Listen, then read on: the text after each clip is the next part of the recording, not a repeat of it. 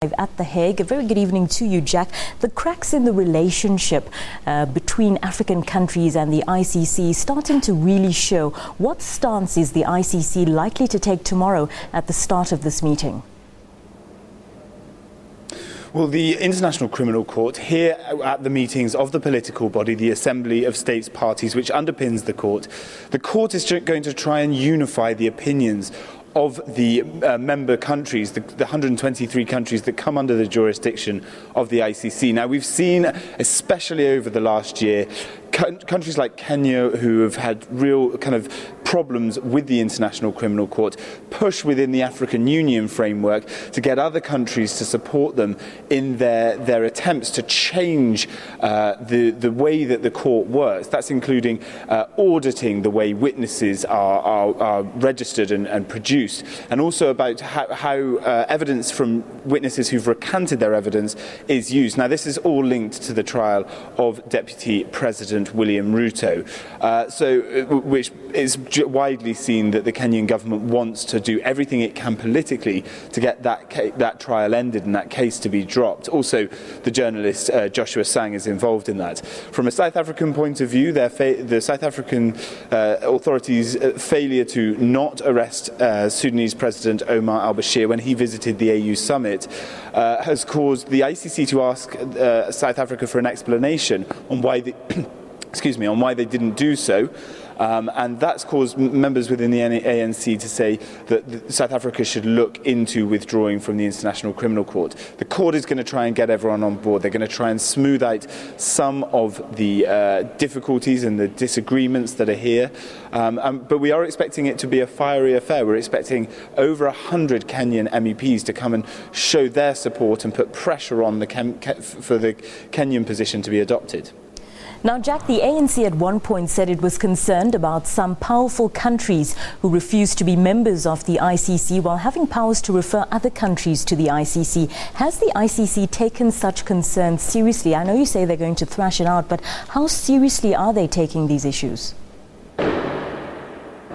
Well, the court always says that it wants universality. It wants every single country in the world to sign up to its jurisdiction to ensure that no perpetrator of the serious crimes that it tries, war crimes, crimes against humanity, etc., genocide, no one can be immune from prosecution under those crimes. Now, the problem is the countries like the United States, the Russian Federation and China aren't signed up to the jurisdiction of the ICC. The US has provisionally looked into its joining but hasn't ratified it, and ratified its membership of the ICC.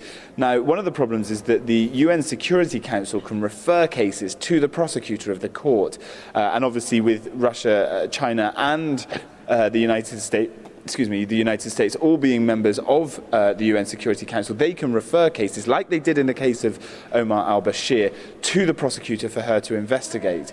But if their leaders or anyone in their country were accused of such crimes, the prosecutor wouldn't be able to go after them. So that is a real problem. But the court insists that it wants all countries to be members of its jurisdiction.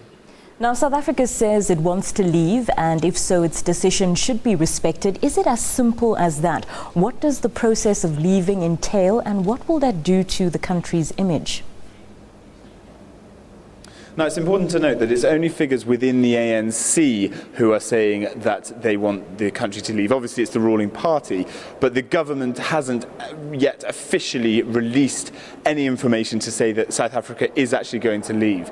There was a request for an explanation on what happened in the al-Bashir debacle, and then the South African government asked for an extension to explain. That goes until December the 31st. Now, if South Africa is perfectly able and within international law to be able to withdraw its signature from the Rome Statute, which underpins the membership to the court, but if it were to leave, it would take a year before South Africa would then be removed from the jurisdiction. And also, in addition to that, that any cases that were opened before the removal of the signature would still be open. So the whole issue over the al-Bashir debacle would still continue at the court. But there is going to be some concerns about South Africa's position. South Africa was a founding member of the ICC, so the court really wants it to remain here.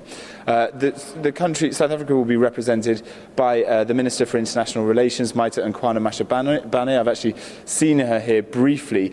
She will be speaking tomorrow and setting out the South African position in the general debates, and we're all extremely interested to hear what she has to say. Jack Park, that was our reporter coming to us live from The Hague. And of course, he will be keeping us updated. As he was saying, the International Relations Minister, Maita Mashabane, will speak at that meeting representing the South African position. Now,